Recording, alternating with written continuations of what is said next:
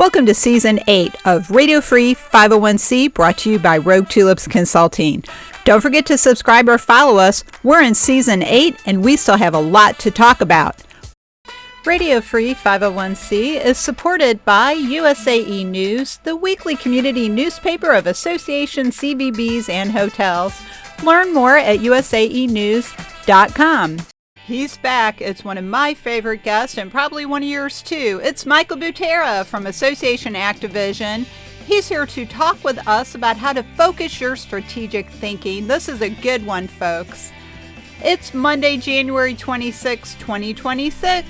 It's time for episode 314.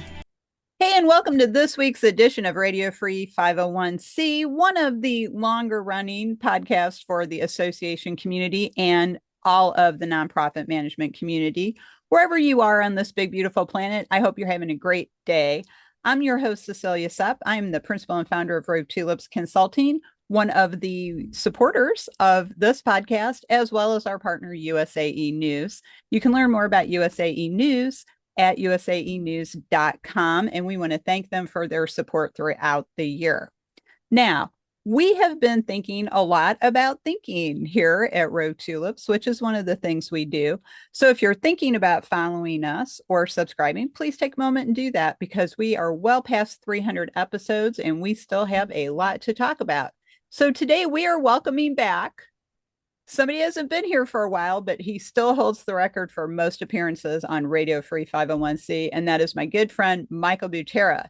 Now, Michael's going to introduce himself in a moment because we're going to be talking about his unique approach to strategic thinking, which is really the thing that drives organizations as opposed to strategic planning.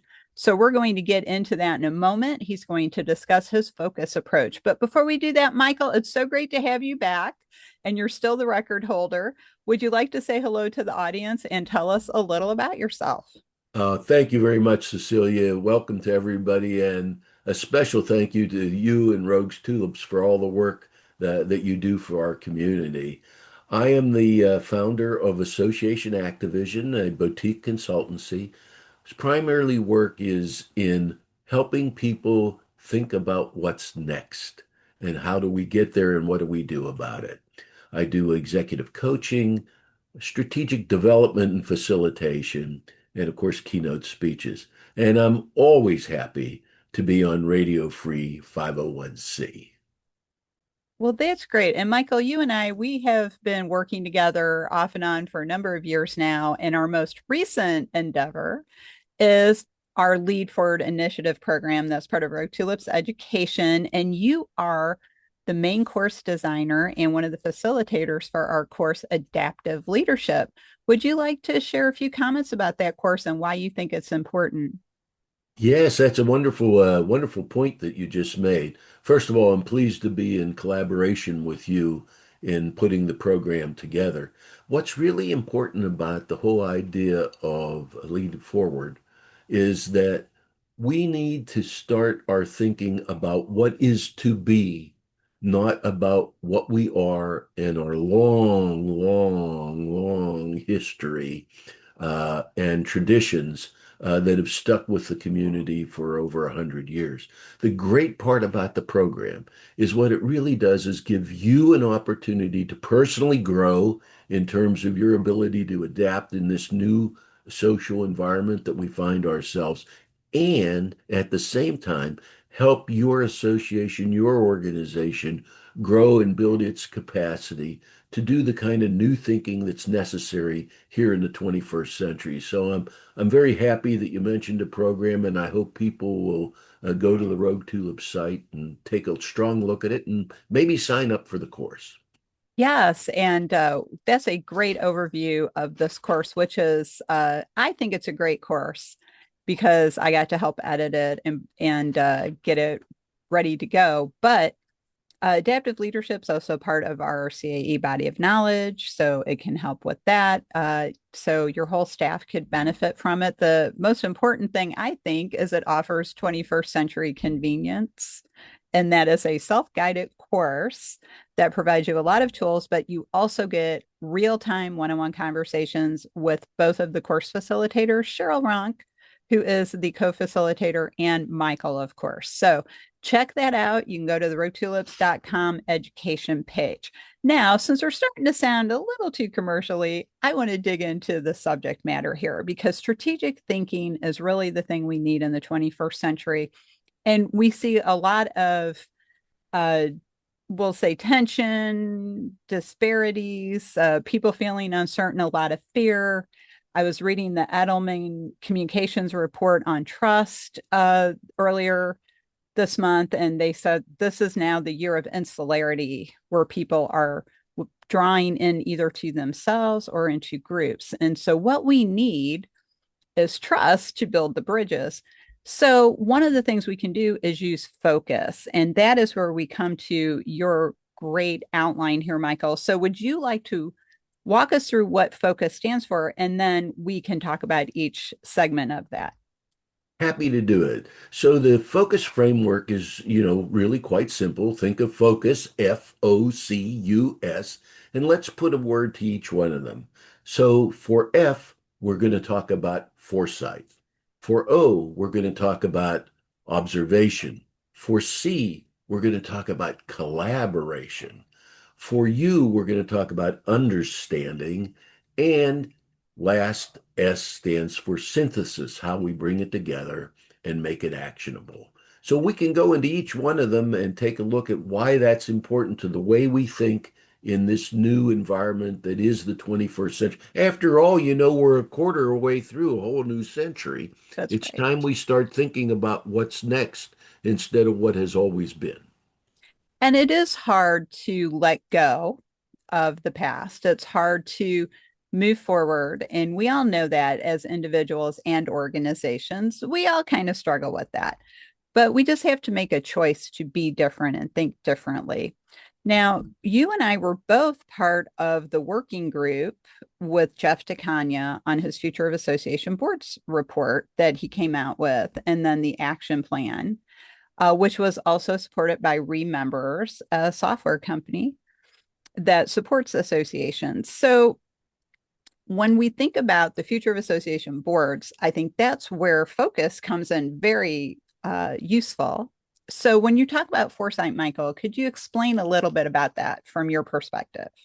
Yeah, so let's take a look. First of all, everybody's into foresight, but being into it doesn't mean doing it. And what we want to do here is get to the doing it part. So let's talk about what I think are the three major elements of foresight. First is it helps us to anticipate future trends. We're not predicting the future, we're not going out there with a crystal ball, but it does help us anticipate future trends. The second part of it is it recognizes what the new and emerging challenges are that we have in our business world. Remembering that we are part of the business world while we try to do the good for our members and the community as a whole. And the third part is it identifies long-term opportunities. And maybe that's the most important part because we've been stuck in the way we think about our organizations, about what we do today, what we do tomorrow, just getting through the grind of everyday thing. Foresight opens up this wonderful opportunity to think about the future, to anticipate what might be, and to accept the challenges that we're going to face. And I think that is very well said, first of all. Thank you. Well explained. Being from Missouri, I kind of look at it as this, well, you got to look ahead and think what might happen. So you're ready. You always got to have your plan B, as we Midwesterners like to say. So when we talk about foresight with strategic thinking, your next phase of focus is observation, and that's data collection. So what are your pieces of wisdom on that? So when we go from foresight, which is essentially pushing leaders to look beyond the present moment to what comes next, let's go to observation. So observation also has three elements to it. One of them, as you mentioned earlier about data and information, is to scan the external environment, monitor it, take a look at it. Two, to scan the internal environment. We have to know what is going on. Now, scanning doesn't mean just what we are currently doing. It also means taking a look at the trends that you've identified and the challenges you identified on the foresight side. And the third part is simply making all that meaningful data. There's a big difference between just having information and having meaningful data. So scan the internal environment, monitor the external environment, and collect it in a way that it becomes meaningful data. Observation ensures, that's the important part here, that decisions are grounded in reality, not assumptions. And again, well said. And I agree 100%. So that's why we need factual information that is verified. Because when people start talking about truth, that opens up a whole other area. So, because truth is not necessarily a hard fact. And so we need that hard data because truth is that filter through which we see the world. Our truth, your truth, the world, a religion's truth. They can all be different things, but a fact is a fact. So that's why that's really important. And then letter C in focus is collaboration. So we have foresight, we have observation, but then we have to bring it together with people. So how can people use foresight and observation in a collaborative spirit? Yeah. So here again, we have three elements to the whole idea of collaboration. The first one is finding and engaging diverse perspectives. It's very important in the world we now live in to understand other cultures, to understand our own culture. So we want diverse perspectives and diverse ideas. Diversity is not just about DEI, which is obviously essential, but it is also about this whole idea of collecting how other people think, not how we think. Second, we want to build shared ownership. To your point about truth, we want to share what we understand, bring the beliefs together. And the third part about it is strengthening decision quality. We want to make sure that the quality of our decisions is better than it's been in the past. So, summarizing, diverse perspectives, shared ownership, bring it all together. And of course, that leads to quality decisions. And then that leads us to the next step in your focus approach, which is understanding. Because when people collaborate and share those ideas, that diverse experiences, that's where we can really start to understand what all the data means. So, what do we need to know about building that understanding? So again, we're moving from collaboration, which brings us the wisdom of the group into our thinking kind of thing. And now we move on to understanding. Once again, three elements. Try to, the old keep it simple, stupid idea. Understanding, we want to analyze patterns and causes. It's not important just to know what someone says and to hear what someone says, but it's important to analyze it in terms of patterns and in terms of causes. And all organizations have causes that they're involved in, and there's certain patterns that lead to what that cause does or does not do. Second, we want to connect the insights to the implications that we found. And third, we want to clarify what truly matters, what's most important. So understanding transforms that raw information, that collective wisdom that we brought together into strategic insight. And so understanding equals strategic insight.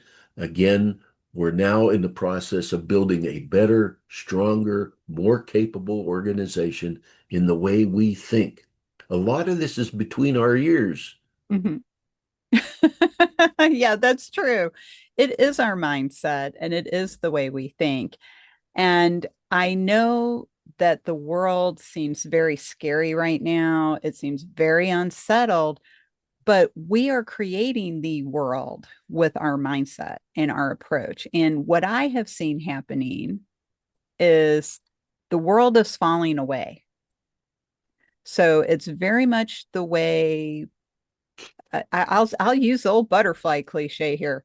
A butterfly goes into its chrysalis and then it has to change inside that chrysalis, but then that falls away and its little space where it was safe is gone now. But then that's how the butterfly can escape and fly out into the world. And so I think the very negative approach people are taking to the 21st century so far, the very dark approach, yes, the world is in some upheaval right now. It's very similar to when you and I both like history. It's very similar to when the Roman Empire fell Yeah. because the thing that everybody knew disappeared. And then we had to figure out how do we live in this world without that structure. And so what we're seeing in the world is that loss of what we knew. So the 19th and 20th century mindset is still very much upon us. And that's why having strategic thinking and your approach using focus is really important to navigating the world as it is now, because the Well, let world me is changing, but it doesn't have to be terrifying. Yeah, let me follow up on the point that you just made before we go into synthesis here. Mhm. It's interesting how we take some things to be, we take them for granted. They must be true. I mean, one of the classics is the story of the frog in the boiling water kind of thing. Actually, scientifically, we know that that's not true. I mean, it's been tested any number of times. And the fact is that the frog's not that dumb. It gets the heck out of the water, you know. It's Mhm. not going to stay there and get roasted and toasted and make a nice piece of frog leg. Another example of thing is people say, "Oh, our world's getting smaller," you know. Maybe what's really happening, if you're thinking strategically, is that our world is getting larger, bigger, because we have to understand more things about more cultures, more people, uh, more desires, more economic conditions in different places. So strategic thinking affords us that opportunity. Once we understand, it affords us that opportunity to really synthesize. Let's get to the S part. Synthesize the final aspect of why focus works so well. So the Mhm. first thing about synthesis is now we can take and integrate these ideas, this knowledge, this data into a coherent direction. It's not enough that we just talk about moving in one direction. It's that the direction makes sense, that there's a path, that there's an understanding, that we brought people together to search in that way. Second, we want to turn these insights that we were just talking about into actionable plans. Maybe the thing that's the worst about the way we work these days is we're very good at writing these fancy words and putting stuff on paper, and nice infographics and stuff like that. Good grief, we have to take action. Yes. Action and execution. That's where things really happen. And the third part of synthesis is aligning resources with those priorities. Maybe in terms of the work we were talking about earlier that Jeff DeConnia, you and I and other people engaged in with boards, is the whole idea that boards aren't very good about understanding resource allocation. And so they write these beautiful plans and then they don't give the executive and the people any money, any other resources, intellectual resources to really make them actionable. Mhm. So aligning those resources with the priorities, with that coherent direction and making them actionable. Execution is important. So synthesis is where the strategy becomes real, uh, where thinking turns into actual direction, action, and success.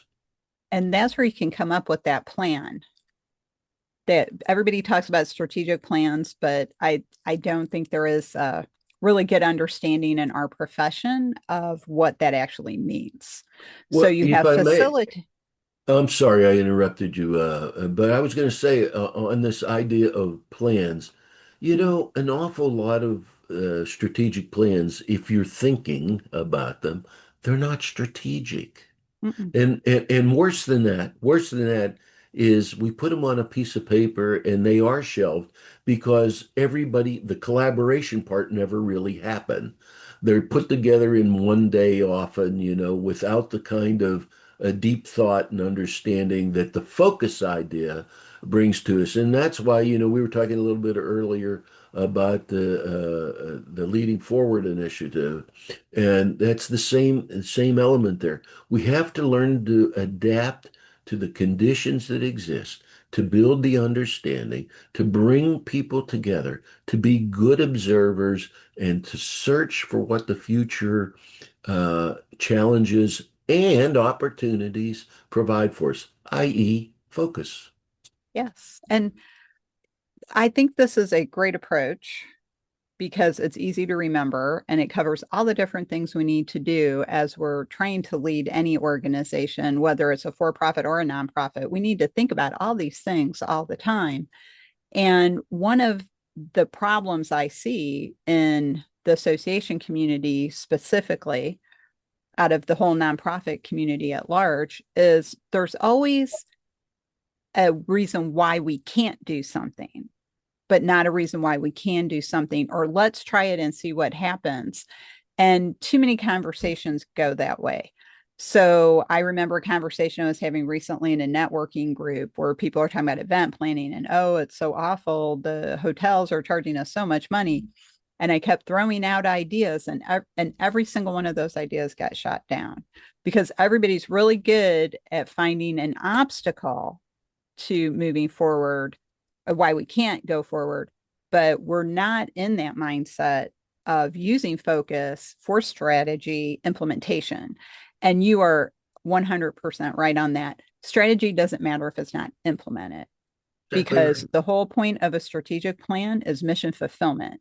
And mission fulfillment is related to the goals.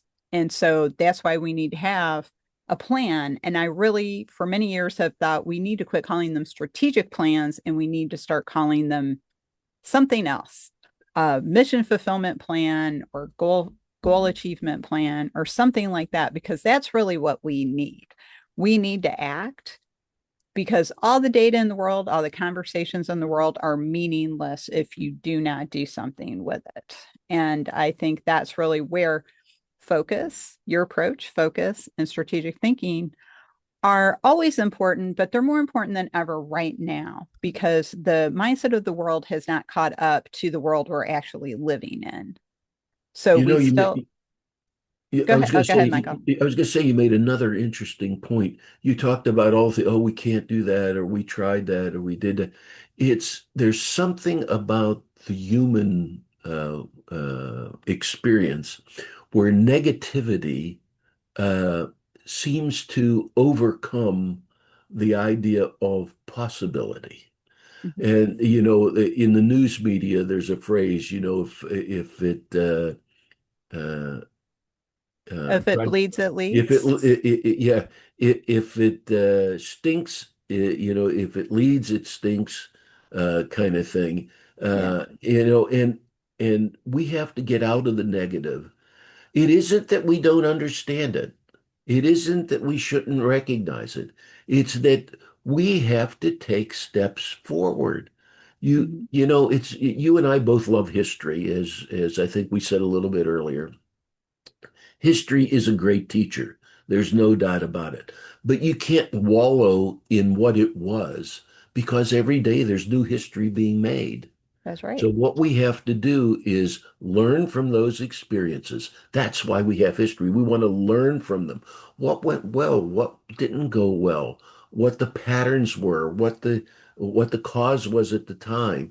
And if we can just muster the energy to start thinking through the whole idea of foresight, observation, collaboration, understanding, and synthesis, we are going to improve not only our organizations, our own careers, but we're going to improve our communities and society as well. Well, and very much like water, people fall into patterns and they don't change. And that's the thing we see what we learned from history. And every organization has a history like that. That's the way we've always done it. We tried it before and it didn't work. So we're not going to try it again, but maybe that was not the best time to try it. Let's try it again. Because you know what? Like one of my favorite volunteer stories, we changed a networking event for special interest groups at an association I worked at years ago. And one of the chairs was very nervous. What if it doesn't work? And I just looked at him and said, then we won't do it again. Yeah. And it was like I told him how to make electricity or something. I mean, he would, Yeah. oh yeah, we just won't do it again. Exactly. So you try it. If it doesn't work, then you don't do it again, or you tweak it to make it work or whatever. So, and people really are very much like water. We follow the same patterns. We all do it. I see it in myself. So I'm not casting aspersions, as Ricky Ricardo might say. Uh, we all fall into these behavior patterns and thinking patterns, and it takes a lot of energy and work to really analyze that, because water will go the same place all the time until it's acted on by an external force, like a Right. dam or a trench, or you fill in the lake or whatever, or the river. So this is what we have to do, is we have to look at these paths. And again, this is where focus is very helpful, because it gives people a step-by-step way to do it. We have to look at these paths that our organizations continue to follow and then try to shift them in another direction. And you can do it. It's like people say about turning a large ship, like a cruise ship. You do it slowly. It doesn't just turn around like a little motorboat. So Right. that's where your system of focus is very helpful, because what's difficult is finding the starting point for changing the way we think and how we move forward. Yeah, and it's not one of these things that like one, two, three, four, five. It's the whole idea of doing it in the big picture sense. Everything doesn't work in nice, neat, logical forms. Everybody knows, to get from here to here. Yeah, there is a straight line. There's no question about that. But most of us kind of, it goes here, there, and good things happen, bad things happen. And we have to take the opportunity to do what humans do best. Think. We are good at it. We are good. In fact, we're great at it. That's why we dominate the earth. Uh, and now is an opportunity for our organizations to apply those same principles. So I'm excited about, the focus concept. I'm excited about our work in the Lead Forward initiative. And I hope that, people will come to understand it, work with it, improve it, and we will all have better organizations, and organizational professionals will feel like they've done something to not only to enhance their community, but for the good of the social world that we all live in. Yes. Well, Michael, this has been a great conversation. Thank you for sharing this tool. I think it's really great, very useful, and easily applicable. You can start doing this immediately.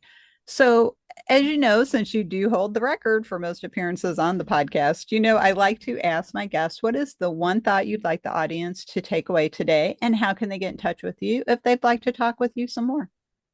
Yeah, here's my one thought. It's actually not original with me, but it's this: learn a little, do a little. Don't wait to have it all lined up. Learn a little, do a little, and with each time, you'll grow in your capacity to be a better strategic thinker. And if you're interested in getting in touch with me, I'll give you two ways. I have a LinkedIn account, so feel free to look me up on LinkedIn as an individual, Michael Butera, or as Association Activision. And I will give you my email address. It is direct. I actually answer them if you send it. It's Michael B at associationactivision.com.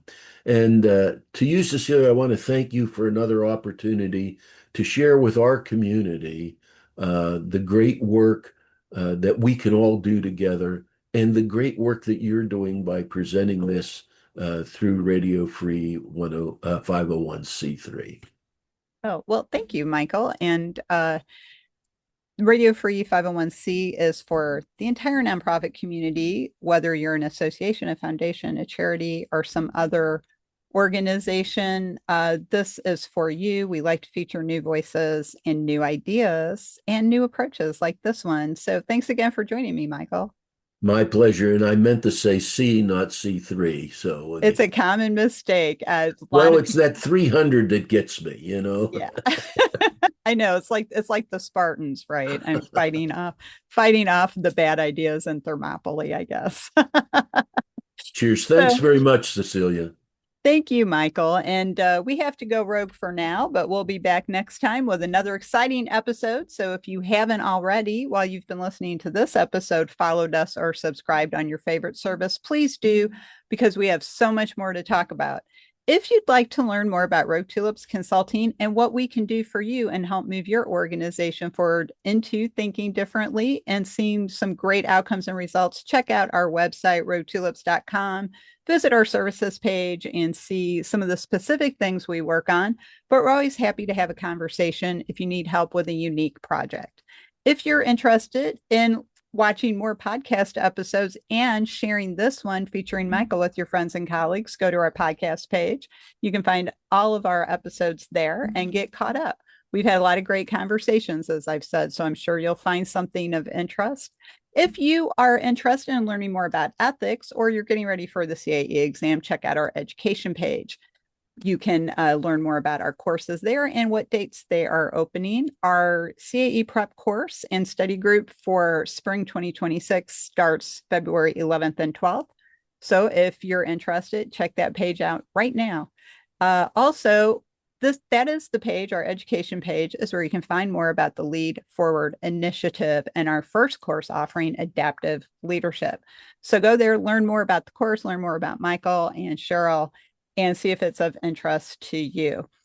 And in closing, if you are wondering what's on my mind this week, what the heck is she thinking this time, check out the blog page, because frankly, I don't know what I'm going to write about most of the time either. So, and you can also subscribe to the newsletter on the website. So thanks for joining us this week. And on behalf of Michael and myself, we will see you next time.